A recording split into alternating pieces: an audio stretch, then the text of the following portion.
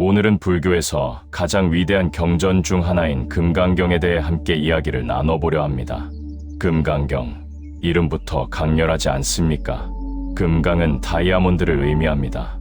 다이아몬드처럼 단단하여 그 어떤 것도 깨뜨릴 수 없고, 다이아몬드처럼 맑고 투명하여 그 어떤 것도 가릴 수 없는 지혜를 담은 경전이라는 뜻입니다. 이 경전은 중국과 한국, 일본 등 동아시아 불교에서 가장 많이 읽히고 가장 깊이 연구된 경전입니다. 육조 해능 스님은 이 경전의 한 구절을 듣고 큰 깨달음을 얻으셨다고 합니다. 금강경의 정식 이름은 금강바냐바라밀경입니다. 금강 같은 지혜로 피안에 이르는 경전이라는 뜻입니다. 이 경전은 부처님과 제자 수보리의 대화로 이루어져 있습니다. 수보리는 부처님의 10대 제자 중 한 분으로 공의 이치를 가장 잘 이해한 분입니다. 어느 날 수보리가 부처님께 질문을 드립니다. 어떻게 하면 마음을 다스릴 수 있습니까? 어떻게 하면 번뇌를 항복받을 수 있습니까? 이 질문에 대한 부처님의 답변이 바로 금강경의 전체 내용입니다. 부처님께서는 매일 아침 탁발을 나가셨습니다. 탁발이란 집집마다 다니며 음식을 얻는 것을 말합니다. 스님들은 스스로 음식을 만들지 않고 시주받은 음식으로 생활합니다. 그날도 부처님께서는 제자들과 함께 사위성에 들어가 음식을 얻으셨습니다. 돌아와서 발을 씻고 자리에 앉으셨습니다. 그때 수보리가 자리에서 일어나 옷깃을 여미고 무릎을 꿇고 합장하며 여쭈었습니다. 세존이시여, 부처님께서는 보살들을 잘 보살피시고 잘 부촉하십니다. 세존이시여, 마음을 내어 위없는 깨달음을 구하고자 하는 이는 어떻게 그 마음을 머물게 해야 하며 어떻게 그 마음을 항복받아야 합니까? 이 질문이 금강경 전체의 핵심입니다. 우리는 모두 좋은 마음을 내려고 합니다.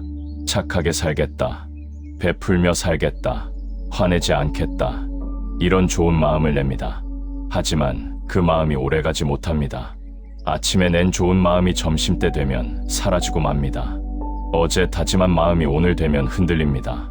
왜 그럴까요? 마음을 어디에 머물게 해야 할지 모르기 때문입니다.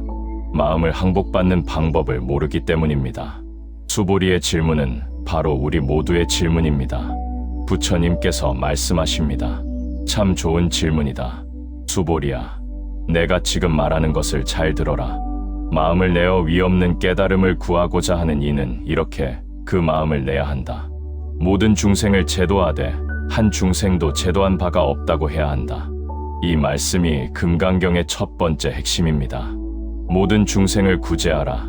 하지만 내가 중생을 구제했다는 생각을 하지 마라. 이것이 무슨 말일까요? 언뜻 모순처럼 들립니다. 중생을 구제하는데 구제했다는 생각을 하지 말라니요. 이것을 이해하려면 집착을 이해해야 합니다. 우리가 좋은 일을 할 때 가장 큰 문제는 내가 좋은 일을 했다는 생각에 집착하는 것입니다. 내가 저 사람을 도왔다. 내가 돈을 냈다. 내가 봉사했다. 이렇게 생각하면 그것이 교만이 됩니다. 그리고 상대방이 고마워하지 않으면 섭섭해하고 화를 냅니다. 이것은 진정한 베풀미 아닙니다. 대가를 바라는 거래입니다. 부처님께서는 말씀하십니다. 진정한 베풀면 베푸는 나도 없고 받는 상대방도 없고 베푸는 행위도 없어야 한다고. 그냥 할 뿐이고 그냥 지나갈 뿐이라고. 이것을 삼륜청정이라고 합니다. 생각해 보십시오. 어머니가 아이를 돌볼 때 내가 너를 키워줬다고 생각하며 키웁니까? 그냥 키울 뿐입니다. 아이가 아프면 그냥 안타깝고 아이가 웃으면 그냥 기쁠 뿐입니다. 거기에 내가 뭔가를 해줬다는 생각이 없습니다. 이것이 진정한 베풀미입니다. 이것이 무주상보시, 모습에 머물지 않는 베풀미입니다. 부처님께서는 말씀하십니다. 보살은 이렇게 모습에 머물지 않고 베풀어야 한다고. 색깔에도 머물지 말고, 소리에도 머물지 말고, 냄새에도 머물지 말고, 맛에도 머물지 말고, 감촉에도 머물지 말고, 생각에도 머물지 말고 베풀어야 한다고. 무슨 말입니까? 베풀 때 상대방의 겉모습을 보지 말라는 것입니다. 저 사람이 잘생겼네, 못생겼네, 부자네, 가난하네, 이런 것을 따지지 말라는 것입니다. 그냥 필요한 사람에게 베풀라는 것입니다. 그리고 베풀고 나서 잊어버리라는 것입니다. 내가 베풀었다는 생각조차 하지 말라는 것입니다.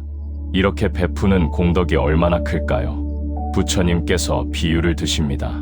온 우주가 가득 찬 보물을 보시하는 것보다 더 크다. 왜냐하면 이것이 진정한 베풀미이기 때문입니다. 집착이 없는 베풀미이기 때문입니다. 그렇다면 우리는 어디에도 머물지 말아야 할까요? 아무것도 생각하지 말아야 할까요? 아닙니다. 부처님께서는 다시 말씀하십니다. 응무소주의 생기심, 마땅히 머무는 바 없이 그 마음을 낼지니라. 이것이 금강경에서 가장 유명한 구절입니다. 육조해능 스님이 이 구절을 듣고 깨달음을 얻으셨다고 합니다. 머무는 바 없이 마음을 낸다. 무슨 뜻일까요?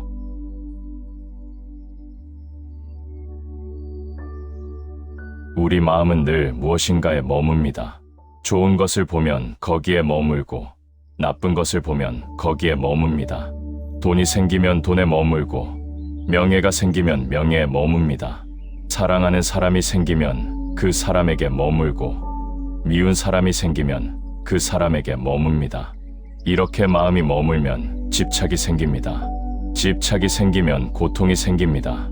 머문 것이 사라질까봐 불안하고, 머문 것을 빼앗길까봐 두렵습니다. 그래서 부처님께서는 말씀하십니다. 어디에도 머물지 말라고. 하지만 마음을 내지 말라는 것이 아닙니다. 마음은 내되 거기에 머물지 말라는 것입니다. 물이 흐르는 것을 생각해 보십시오. 물은 계속 흐릅니다. 한 곳에 머물지 않습니다. 바위를 만나면 바위를 돌아가고, 낭떠러지를 만나면 떨어지고, 낮은 곳을 만나면 그곳을 채웁니다. 하지만 어디에도 머물지 않습니다. 계속 흐를 뿐입니다. 우리 마음도 이렇게 되어야 합니다. 좋은 일이 생기면 기뻐하되 거기에 머물지 말고, 나쁜 일이 생기면 슬퍼하되 거기에 머물지 말아야 합니다. 기쁨도 슬픔도 그냥 지나가게 해야 합니다. 물 흐르듯이, 구름 떠가듯이. 이것이 머무는 바 없이 마음을 내는 것입니다. 그렇다면 부처님은 어떤 분일까요? 수보리가 묻습니다. 부처님을 몸의 모습으로 볼 수 있습니까? 부처님께서 대답하십니다. 안 된다. 모습으로 부처를 보려고 하면 안 된다. 왜냐하면 부처님께서 말씀하신 모습은 모습이 아니기 때문이다. 무슨 말일까요? 우리는 부처님 하면 어떤 모습을 떠올립니까? 금빛 나는 몸, 이마에 100호, 6개, 30이상, 80종호, 이런 것들을 떠올립니다. 하지만 부처님께서는 말씀하십니다. 그것이 부처가 아니라고. 모습을 보고 부처를 알 수 있다면 잘생긴 사람은 모두 부처입니까? 금빛 동상을 만들면 그것이 부처입니까? 아닙니다. 부처는 모습이 아니라 깨달음입니다. 진리입니다. 자비입니다. 지혜입니다. 이것은 눈으로 볼 수 없습니다. 손으로 만질 수 없습니다. 다만 마음으로 느낄 수 있습니다. 부처님의 몸은 쓰러졌지만 부처님의 가르침은 남아있습니다. 부처님의 형상은 사라졌지만 부처님의 정신은 살아있습니다. 이것이 진짜 부처입니다. 부처님께서 개송을 말씀하십니다. 약이 색견화 약이 음성구와 시인행사도 불능견열해. 만약 색깔로 나를 보려 하거나 음성으로 나를 구하려 한다면 이 사람은 삿된 길을 가는 것이니 열애를 볼 수 없느니라. 이 개송이 유명한 구절입니다. 겉모습으로 부처를 찾지 말라는 것입니다. 소리로 부처를 찾지 말라는 것입니다. 화려한 불상, 웅장한 연불소리, 이런 것이 부처가 아닙니다. 진짜 부처는 마음속에 있습니다. 우리 모두의 마음속에 부처가 있습니다. 그 부처를 찾아야 합니다. 그렇다면 부처는 무엇을 설하셨습니까? 수보리가 묻습니다. 부처님께서 설하신 법이 있습니까? 부처님께서 대답하십니다. 내가 설한 법이 있다고 생각하지 말라. 왜냐하면 설할 법이 없기 때문이다. 설한다고 할 것도 없기 때문이다. 이것도 이상하게 들립니다. 부처님께서 평생 법을 설하셨는데 설한 법이 없다니요. 무슨 뜻일까요? 이것은 법에 대한 집착을 경계하는 말씀입니다. 우리는 가르침에도 집착합니다. 이것이 진리다. 저것은 거짓이다. 이렇게 가르침을 붙들고 늘어집니다. 내가 믿는 것이 옳고 남이 믿는 것은 그르다고 다툽니다. 하지만 부처님께서는 말씀하십니다. 법은 뗏목과 같다고. 강을 건널 때 뗏목을 타지만 강을 건넌 후에는 뗏목을 버려야 합니다. 뗏목을 메고 다닐 수는 없습니다. 마찬가지로 가르침은 깨달음에 이르는 방편일 뿐입니다. 깨달음을 얻으면 가르침도 버려야 합니다. 가르침에 집착하면 안 됩니다. 이것을 이해하지 못하면 종교 분쟁이 일어납니다. 우리 종교가 최고다. 우리만 천국에 간다. 이렇게 싸웁니다. 하지만 진리는 하나입니다. 다만 그것을 표현하는 방식이 다를 뿐입니다. 불교에서는 부처라고 하고, 기독교에서는 하느님이라고 하고, 이슬람에서는 알라라고 합니다. 하지만 가리키는 것은 같습니다. 손가락만 보지 말고 손가락이 가리키는 달을 봐야 합니다. 이것이 법에 집착하지 않는 것입니다. 그렇다면 깨달음은 무엇입니까? 수보리가 묻습니다. 부처님께서 얻으신 것이 있습니까? 부처님께서 대답하십니다. 없다. 나는 위없는 깨달음에서 얻은 것이 조금도 없다. 그래서 이것을 위없는 깨달음이라고 한다. 이것도 역설적입니다. 깨달음을 얻었는데 얻은 것이 없다니요. 무슨 뜻일까요? 깨달음은 무엇을 새로 얻는 것이 아닙니다. 원래 가지고 있던 것을 발견하는 것입니다. 마치 구름이 걷히면 해가 나타나듯이 무명이 사라지면 지혜가 나타납니다. 해는 원래부터 거기 있었습니다. 다만 구름에 가려져 있었을 뿐입니다. 지혜도 마찬가지입니다. 원래부터 우리 마음 속에 있었습니다. 다만 번뇌에 가려져 있었을 뿐입니다. 그래서 깨달음은 얻는 것이 아니라 회복하는 것입니다. 본래의 모습으로 돌아가는 것입니다. 그래서 얻은 것이 없다고 하는 것입니다. 부처님께서는 계속 말씀하십니다. 수보리야, 이 법은 평등하여 높고 낮음이 없다. 그래서 위없는 깨달음이라고 한다. 무아, 무인, 무중생, 무수자로 모든 선법을 닦으면 곧 위없는 깨달음을 얻는다. 여기서 사상, 네 가지 모습이 나옵니다. 아상, 인상, 중생상, 수자상, 나라는 모습, 남이라는 모습, 중생이라는 모습, 목숨이라는 모습. 이 네 가지에 집착하면 안 된다는 것입니다. 아상은 나라는 것에 대한 집착입니다. 나는 이런 사람이다. 나는 특별하다. 나는 이것을 해야 한다. 이렇게 나를 규정하고 거기에 매이는 것입니다. 하지만 나라는 것은 실체가 없습니다. 앞서 반야심경에서 배웠듯이 오온이 임시로 모인 것일 뿐입니다. 그러니 나라는 생각에 집착하지 말아야 합니다. 인상은 남에 대한 집착입니다. 저 사람은 이렇다. 저 사람은 저렇다. 이렇게 남을 규정하고 판단하는 것입니다. 하지만 남도 나처럼 끊임없이 변하는 존재입니다. 어제의 그 사람과 오늘의 그 사람은 다릅니다. 고정된 모습이 없습니다. 중생상은 모든 살아있는 존재에 대한 집착입니다. 사람은 이렇고, 동물은 저렇고, 식물은 또 저렇고, 이렇게 구분하고 차별하는 것입니다.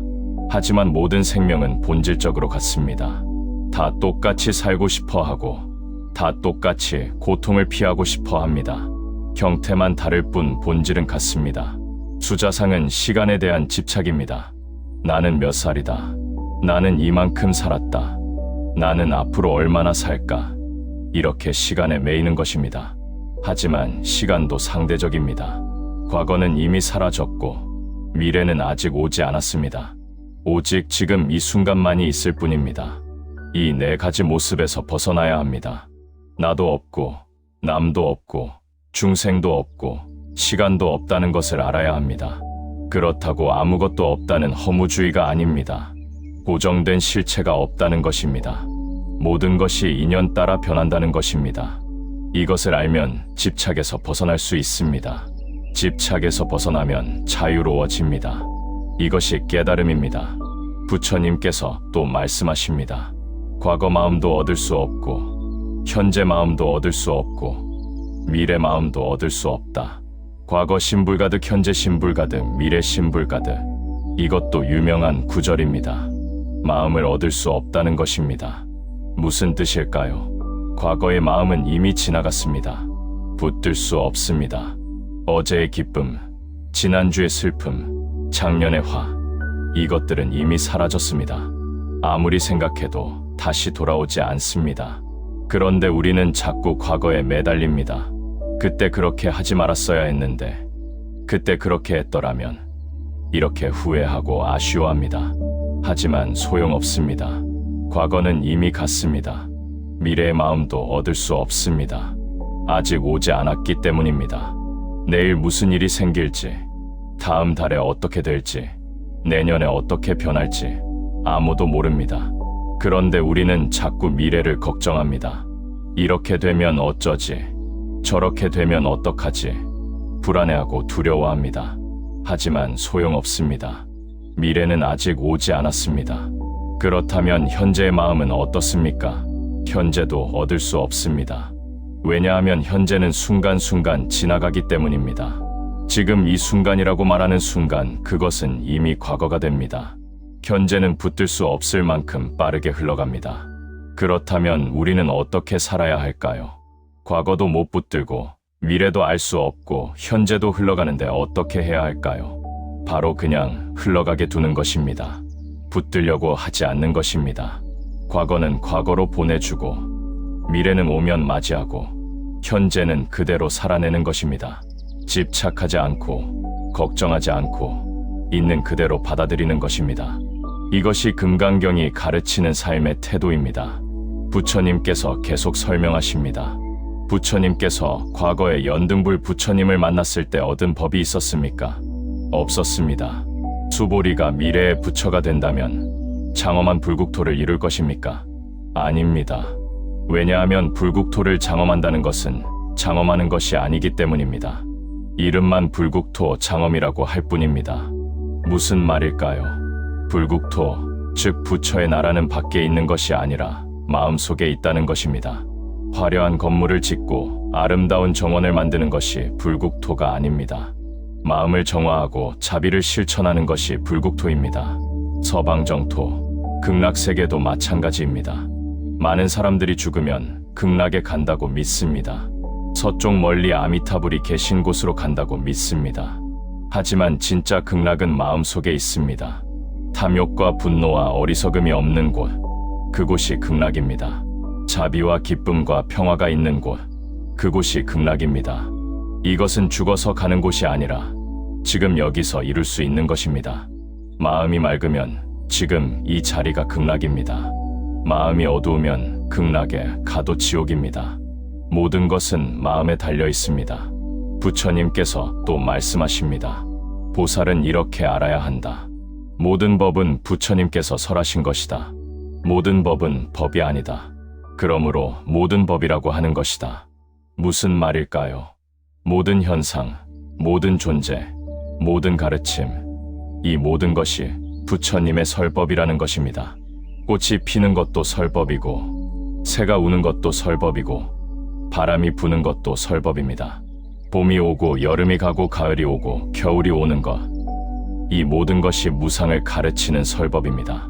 태어나고 늙고 병들고 죽는 것, 이 모든 것이 진리를 보여주는 설법입니다. 하지만 동시에 모든 법은 법이 아닙니다. 왜냐하면 고정된 실체가 없기 때문입니다. 꽃도 영원하지 않고, 새도 영원하지 않고, 바람도 영원하지 않습니다. 모두 조건에 따라 생겼다가 조건에 따라 사라집니다. 그러니 법이라고 할 만한 실체가 없습니다. 하지만 그렇다고 아무것도 없는 것은 아닙니다. 분명히 꽃이 있고, 새가 있고, 바람이 있습니다. 그래서 모든 법이라고 하는 것입니다. 있으면서 없고, 없으면서 있는 것. 이것이 금강경이 말하는 진리입니다. 그렇다면 우리는 어떻게 수행해야 할까요? 부처님께서 말씀하십니다. 보살은 깨끗한 마음을 내대 어디에도 머물지 않고 내야 한다. 색깔에도 머물지 말고, 소리에도 머물지 말고, 냄새에도 머물지 말고, 맛에도 머물지 말고, 감촉에도 머물지 말고, 생각에도 머물지 말아야 한다. 앞에서도 나온 말씀입니다. 무주상보시, 모습에 머물지 않는 베풀미입니다. 이것은 베풀뿐만 아니라 모든 수행에 적용됩니다. 절을 하더라도 절하는 나에게 머물지 말아야 합니다. 내가 절을 100번 했다, 1000번 했다, 이렇게 생각하면 그것이 교만이 됩니다. 그냥 절할 뿐입니다. 염불을 하더라도 염불하는 나에게 머물지 말아야 합니다. 내가 연부를 몇만 번 했다. 이렇게 세면 그것이 집착이 됩니다. 그냥 연불할 뿐입니다. 경전을 읽더라도 읽는 나에게 머물지 말아야 합니다. 내가 경전을 다 읽었다. 내가 많이 안다. 이렇게 생각하면 그것이 아집이 됩니다. 그냥 읽을 뿐입니다. 이렇게 하는 것이 어렵습니까? 어렵습니다. 우리는 무엇을 하든 자꾸 나를 내세웁니다. 내가 하면서 나를 중심에 놓습니다. 하지만 진정한 수행은 나를 내려놓는 것입니다. 나를 비우는 것입니다. 그러면 그 자리에 진리가 들어옵니다. 자비가 들어옵니다. 지혜가 들어옵니다. 물통에 물을 채우려면 먼저 물통을 비워야 합니다. 마찬가지로 마음의 진리를 담으려면 먼저 마음을 비워야 합니다. 나라는 생각, 내 것이라는 생각, 이런 것들을 비워야 합니다. 부처님께서 또 비유를 드십니다. 사람의 몸이 수미산처럼 크다고 생각해보라. 크지 않겠는가? 수보리가 대답합니다. 매우 큽니다. 세존이시여. 왜냐하면 부처님께서 말씀하신 몸은 몸이 아니기 때문입니다. 그저 이름이 큰 몸일 뿐입니다. 무슨 말일까요? 수미산은 불교, 우주론에서 세계의 중심에 있는 큰 산입니다. 엄청나게 큰 산입니다. 사람의 몸이 그만큼 크다면 정말 클 것입니다. 하지만 아무리 커도 그것은 몸일 뿐입니다. 실체가 아닙니다. 조건에 따라 생긴 것일 뿐입니다. 크다 작다 하는 것도 상대적인 개념입니다. 수미산은 땅에 비하면 크지만 우주에 비하면 먼지만 합니다. 이것은 무엇을 말하는 것일까요? 크기에 집착하지 말라는 것입니다. 많고 적음에 집착하지 말라는 것입니다. 중요한 것은 크기가 아니라 본질입니다. 작은 것에도 우주가 들어있고 한순간에도 영원히 담겨 있습니다. 겨자씨에 하나에도 삼천대천 세계가 들어있습니다. 이것이 화엄의 세계입니다. 하나가 전체이고 전체가 하나인 세계입니다. 그러니 크다 작다, 많다 적다 이런 것에 매이지 말아야 합니다. 부처님께서 계속 말씀하십니다. 겐지스강에 모래알 수만큼 많은 겐지스강이 있다면 그 모든 겐지스강의 모래알을 합한 수만큼 많은 세계에 가득 찬 보물로 보시한다면 그 공덕이 크지 않겠는가? 수보리가 대답합니다. 매우 큽니다. 세존이시여. 부처님께서 말씀하십니다. 하지만 선남자 선여인이 이 경전에서 사국의 하나만이라도 받아 지니고 다른 사람을 위해 설해준다면 그 공덕이 앞의 것보다 더 클 것이다. 사국계란 네 구절로 된 개송을 말합니다. 경전의 한 구절을 말합니다. 이 한 구절을 받아들이고 실천하는 것이 온 우주를 가득 채운 보물을 보시하는 것보다 공덕이 크다는 것입니다. 왜 그럴까요? 물질적인 보시는 일시적입니다. 당장은 도움이 되지만 오래가지 않습니다. 배고픈 사람에게 밥을 주면 그 끼니는 해결되지만 다음 끼니는 또 굶습니다. 하지만 진리를 가르쳐주면 영원한 도움이 됩니다. 스스로 깨달아서 고통에서 벗어날 수 있습니다. 그래서 법보시가 재보시보다 큽니다. 진리를 나누는 것이 물질을 나누는 것보다 중요합니다. 이것은 오늘날에도 적용됩니다. 가난한 사람에게 돈을 주는 것도 중요하지만 그 사람이 스스로 설 수 있도록 돕는 것이 더 중요합니다. 물고기를 주는 것보다 물고기 잡는 법을 가르치는 것이 낫습니다. 마찬가지로 사람들에게 위로를 주는 것도 좋지만 스스로 평화를 찾는 법을 알려주는 것이 더 좋습니다. 그것이 진정한 베풀림입니다. 그것이 법보시입니다. 부처님께서 또 말씀하십니다. 이 경전이 있는 곳이 곧 탐묘가 있는 곳이다. 모두 공경하고 예배해야 한다. 꽃과 향을 뿌리며 공양해야 한다. 무슨 말일까요? 경전을 부처님처럼 모셔야 한다는 것입니다. 왜냐하면 경전에 부처님의 가르침이 담겨 있기 때문입니다. 부처님의 정신이 살아있기 때문입니다. 부처님의 몸은 사라졌지만 법시는 경전 속에 남아 있습니다. 그러니 경전이 있는 곳이 부처님이 계신 곳입니다. 하지만 이것도 형식에 집착하라는 말이 아닙니다. 경전책을 금으로 장식하고 비싼 함에 넣어두라는 말이 아닙니다. 중요한 것은 경전의 내용을 실천하는 것입니다. 아무리 경전을 공손히 모셔도 그 내용을 실천하지 않으면 소용없습니다. 경전을 읽고 그대로 살아야 합니다. 그것이 진정한 공양입니다. 그것이 진정한 예배입니다. 부처님께서 또 개송을 설하십니다. 일체유의법 여몽한 포영 여로여겨전 응작여시관.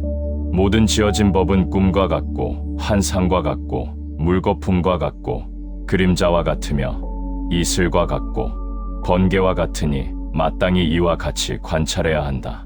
이것이 금강경의 마지막 개송입니다. 금강경 전체를 요약하는 구절입니다. 모든 지어진 법, 즉 조건에 따라 생긴 모든 것은 실체가 없다는 것입니다. 꿈과 같다는 것은 무엇입니까? 꿈 속에서는 모든 것이 실제처럼 느껴집니다. 하지만 깨고 나면 아무것도 아닙니다. 우리의 삶도 그렇습니다. 지금은 모든 것이 실제처럼 느껴지지만 죽고 나면 꿈처럼 사라집니다. 환상과 같다는 것은 무엇입니까? 환상은 실제로 있는 것처럼 보이지만 실제로는 없는 것입니다. 마술사가 만든 환상처럼 우리가 보는 세상도 실제가 아닙니다.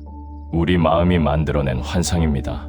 물거품과 같다는 것은 무엇입니까? 물거품은 잠깐 생겼다가 곧 사라집니다.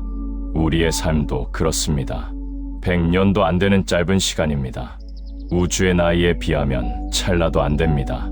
그림자와 같다는 것은 무엇입니까? 그림자는 실체가 없습니다. 빛과 물체가 만나면 생기고 빛이 사라지면 없어집니다. 우리의 존재도 그렇습니다. 조건이 맞으면 생기고 조건이 사라지면 없어집니다. 이슬과 같다는 것은 무엇입니까? 이슬은 아침에 맺혔다가 해가 뜨면 증발합니다.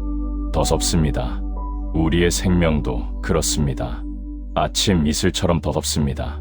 언제 사라질지 모릅니다. 번개와 같다는 것은 무엇입니까? 번개는 순간 번쩍하고 사라집니다. 우리의 인생도 그렇습니다. 순간입니다. 눈 깜짝할 사이입니다. 이렇게 모든 것이 더덥고 무상하다는 것을 관찰하라고 부처님께서 말씀하십니다. 그렇다면 이것을 알고 우리는 어떻게 해야 할까요? 허무해져야 할까요? 아무것도 하지 말아야 할까요? 아닙니다. 오히려 반대입니다.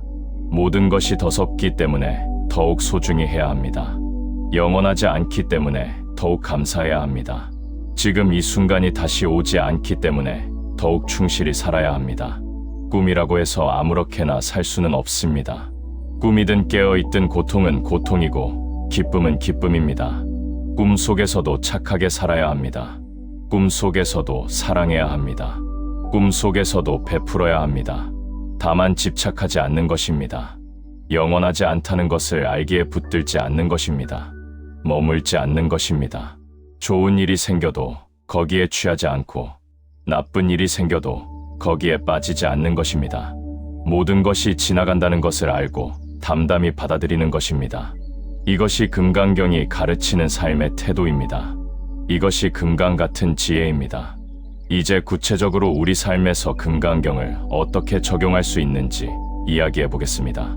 아침에 눈을 뜨는 순간부터 금강경의 가르침을 실천할 수 있습니다. 눈을 뜨면서 생각해 보십시오. 오늘 하루도 꿈과 같다. 이 하루가 영원하지 않다. 언젠가는 마지막 아침이 온다. 그러니 이 하루를 소중히 살아야겠다.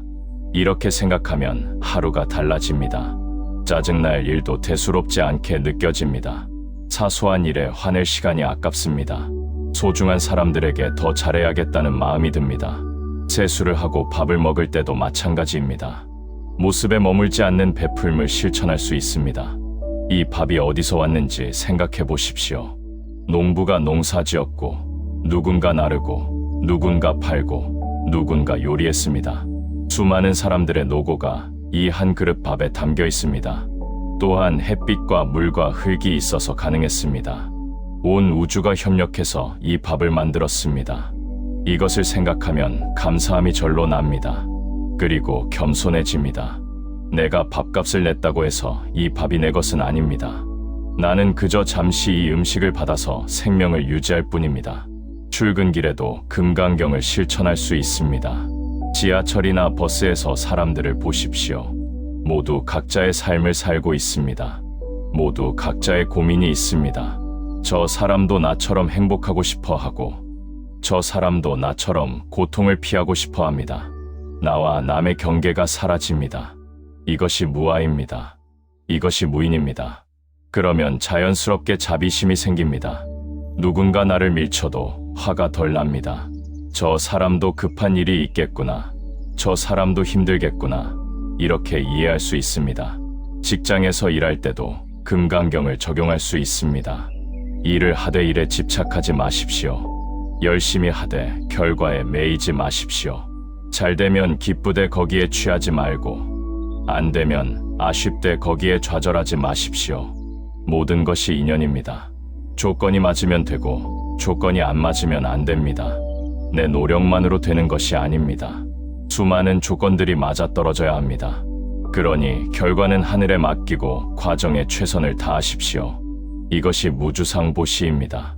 이것이 응무소주의 생기심입니다. 상사나 동료와 갈등이 생겼을 때도 금강경이 도움이 됩니다. 사상을 내려놓으십시오. 나는 옳고 저 사람은 그르다는 생각, 나는 피해자고 저 사람은 가해자라는 생각, 이런 고정된 생각을 내려놓으십시오. 상황을 다른 각도에서 봐보십시오. 저 사람 입장에서는 어떨까요? 저 사람도 나름의 이유가 있을 것입니다.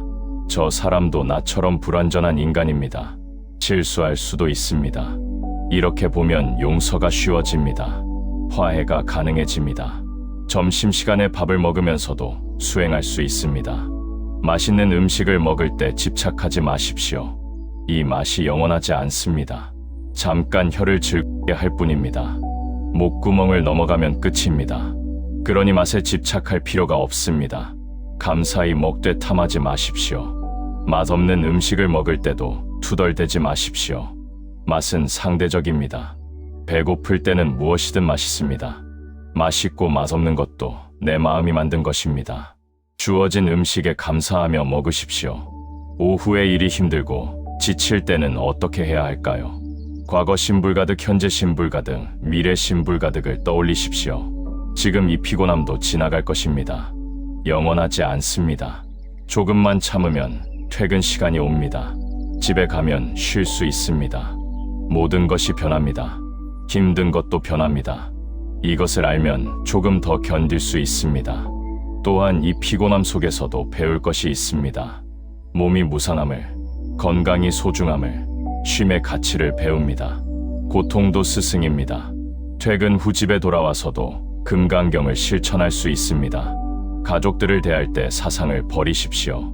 이 사람은 내 남편이다, 내 아내다, 내 자식이다. 이런 생각을 내려놓으십시오. 물론 관계는 있습니다. 하지만 소유는 아닙니다. 그 사람도 독립된 인격체입니다. 내 뜻대로 할 수 없습니다. 내 기대대로 살지 않을 수도 있습니다. 이것을 인정하십시오. 그러면 갈등이 줄어듭니다. 서로를 존중할 수 있습니다. 진정한 사랑을 할 수 있습니다. 저녁을 먹고 텔레비전을 보거나 휴대폰을 볼 때도 조심해야 합니다. 여기에도 집착이 생깁니다. 재미있는 영상에 빠져서 시간 가는 줄 모릅니다. 뉴스를 보며 화를 냅니다. 남의 성공을 보며 부러워합니다. 하지만 이 모든 것이 환상입니다. 화면 속 세계는 실제가 아닙니다. 편집되고 가공된 것입니다. 거기에 마음을 빼앗기지 마십시오. 적당히 보고 끄십시오. 진짜 현실로 돌아오십시오. 눈앞에 있는 가족, 지금 이 순간, 이것이 진짜입니다. 밤에 잠자리에 들기 전 하루를 돌아보십시오. 오늘 하루 어떻게 살았는지, 금강경의 가르침대로 살았는지 반성해 보십시오. 집착한 것은 없었는지, 화낸 것은 없었는지, 상처 준 것은 없었는지 살펴보십시오. 잘못한 것이 있다면 뉘우치고 내일은 더 잘하겠다고 다짐하십시오. 잘한 것이 있다면 거기에 취하지 말고 계속 노력하겠다고 다짐하십시오. 그리고 모든 중생이 행복하기를 기원하며 주무십시오. 이렇게 매일매일 금강경을 실천하다 보면 조금씩 변화가 옵니다. 화가 줄어듭니다. 집착이 약해집니다. 마음이 가벼워집니다. 처음에는 잘 안 될 것입니다. 자꾸 잊어버리고 자꾸 옛날 습관대로 돌아갈 것입니다. 하지만 포기하지 마십시오. 계속 연습하십시오. 넘어지면 다시 일어나고, 잊어버리면 다시 생각하고, 이렇게 계속하다 보면 어느 순간 몸에 밥니다. 자연스럽게 됩니다. 금강경을 외우는 것도 좋은 방법입니다. 전체를 외우기는 어려우니 중요한 구절들만 외워도 좋습니다. 음무소주의 생기심, 과거 심불가득 현재 심불가득 미래 심불가득, 야기색견화 야기음성과 시인행사도 불능견열애, 일체유위법 여몽환 포영 여로여겨전 응자겨시관, 이런 구절들을 외우십시오. 외우면 필요할 때 떠오릅니다. 화날 때, 슬플 때, 기쁠 때 이 구절들이 떠올라 마음을 다스려줍니다. 경전을 읽는 것도 중요합니다. 금강경을 처음부터 끝까지 읽어보십시오. 한 번 읽어서는 이해가 안 될 것입니다. 여러 번 읽으십시오. 읽을 때마다 새로운 의미가 보입니다. 10번 읽으면 10분의 1이 이해되고 100번 읽으면 절반이 이해됩니다. 또한 해설서를 함께 읽으면 도움이 됩니다. 여러 스님들이 쓰신 금강경 해설서가 많습니다. 자신에게 맞는 책을 골라서 읽으십시오. 명상도 좋은 수행입니다. 하루에 10분이라도 조용히 앉아서 호흡을 관찰하십시오. 생각이 일어나면 그냥 지켜보십시오. 이것도 지나가는구나. 저것도 지나가는구나. 이렇게 관찰하십시오. 과거 생각이 떠오르면 과거 심불가득, 미래 걱정이 떠오르면 미래 심불가득, 현재 번뇌가 일어나면 현재 심불가득, 이렇게 놓아버리십시오. 붙들지 마십시오. 그냥 흘러가게 두십시오. 절에 가는 것도 좋습니다. 절에 가면 마음이 차분해집니다. 부처님 앞에 앉아서 참회하고 기도하십시오. 내 잘못을 뉘우치고 더 나은 사람이 되겠다고 서원하십시오. 하지만 기도할 때도 집착하지 마십시오. 무엇을 달라고만 하지 마십시오. 감사하는 마음, 참회하는 마음, 서원하는 마음으로 기도하십시오. 결과는 부처님께 맡기십시오. 봉사하는 것도 좋은 실천입니다. 어려운 사람을 돕고 환경을 보호하고 동물을 돌보십시오. 하지만 할 때 무주상보시를 기억하십시오. 내가 베푼다는 생각하지 마십시오. 내가 대단한 일을 한다는 생각하지 마십시오. 그냥 할 뿐입니다. 그냥 도울 뿐입니다. 상대방이 고마워하든 안 하든 상관없이 그냥 하십시오. 이것이 진정한 봉사입니다. 이것이 진정한 보살행입니다. 다른 사람에게 금강경을 소개하는 것도 좋습니다. 법보시를 하는 것입니다. 하지만 억지로 하지는 마십시오. 상대방이 관심 있을 때, 물어볼 때 이야기하십시오. 그리고 가르치려 하지 마십시오. 함께 배운다는 마음으로 나누십시오. 나도 아직 다 모릅니다. 나도 아직 실천이 부족합니다. 같이 공부합시다. 이렇게 겸손한 마음으로 나누십시오. 무엇보다 중요한 것은 일상에서의 실천입니다. 아무리 많이 외우고 많이 읽어도 실천하지 않으면 소용없습니다. 금강경의 핵심은 집착을 버리는 것입니다. 나를 내려놓는 것입니다. 머물지 않는 것입니다. 이것을 매 순간 실천해야 합니다. 화날 때 참고, 욕심날 때 내려놓고, 교만할 때 낮추고, 이렇게 실천해야 합니다. 이것이 진짜 공부입니다. 그리고 인내심을 가지십시오. 금강경의 가르침은 깊습니다. 하루 이틀에 이해되지 않습니다. 평생 공부해도 다 알 수 없을 정도로 깊습니다. 하지만 포기하지 마십시오. 천천히 가십시오. 조금씩 나아가십시오. 작년보다 올해 조금이라도 나아졌으면 그것으로 충분합니다. 완벽해지려고 하지 마십시오. 완벽은 또 다른 집착입니다. 조금씩 좋아지면 됩니다. 자신에게도 자비를 베푸십시오. 실수해도 괜찮습니다. 넘어져도 괜찮습니다. 다시 일어나면 됩니다. 자신을 너무 몰아세우지 마십시오. 자신에게도 사상을 적용하십시오. 나는 이래야 한다. 나는 저래야 한다. 이런 고정된 생각을 버리십시오. 나도 불완전한 존재입니다. 나도 배우는 중입니다. 나도 성장하는 중입니다. 이것을 인정하고 받아들이십시오. 금강경의 가르침은 결국 사랑입니다. 집착 없는 사랑, 조건 없는 사랑을 가르칩니다. 무주상보시는 대가 없는 사랑입니다. 무아는 나를 내려놓고 남을 위하는 사랑입니다. 응무소주의 생기심은 자유로운 사랑입니다.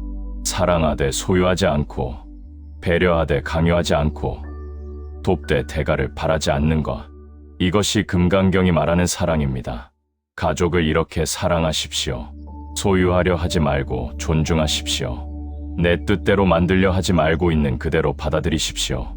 영원히 함께할 것처럼 집착하지 말고 지금 이 순간을 소중히 여기십시오.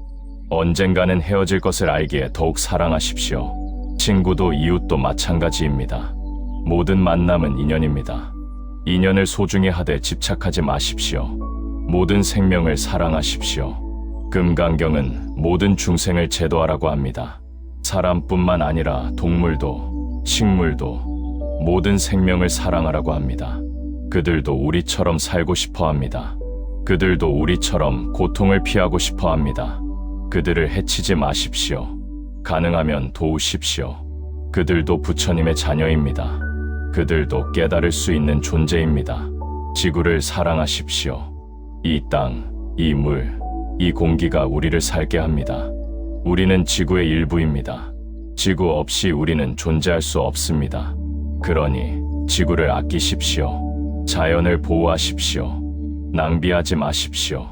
오염시키지 마십시오. 미래 세대를 생각하십시오. 그들도 이 아름다운 지구에서 살 권리가 있습니다. 여러분, 금강경은 어렵지만 위대한 경전입니다. 이 경전 하나만 제대로 이해하고 실천해도 충분히 깨달을 수 있습니다. 다른 많은 것을 알 필요가 없습니다. 이 하나, 집착을 버리는 것, 이것만 확실히 하면 됩니다. 나를 내려놓고 머물지 않고 흘러가듯 사는 것, 이것만 하면 됩니다. 간단하지만 어렵습니다. 평생의 과제입니다. 하지만 할 만한 가치가 있습니다. 이것이 진정한 자유로 가는 길입니다. 이것이 진정한 행복으로 가는 길입니다. 오늘 이 시간 함께 해주셔서 감사합니다. 금강경이라는 귀한 가르침을 함께 공부할 수 있어서 기뻤습니다. 이 가르침이 여러분의 삶에 큰 도움이 되기를 바랍니다. 여러분 모두가 금강 같은 지혜를 얻으시기를 기원합니다. 여러분 모두가 집착에서 벗어나시기를 기원합니다. 여러분 모두가 진정한 자유와 평화를 얻으시기를 기원합니다. 그리고 그 평화를 다른 이들과 나누시기를 기원합니다. 나무석가 모니불 나무 아미타불 나무관세음보살 고맙습니다.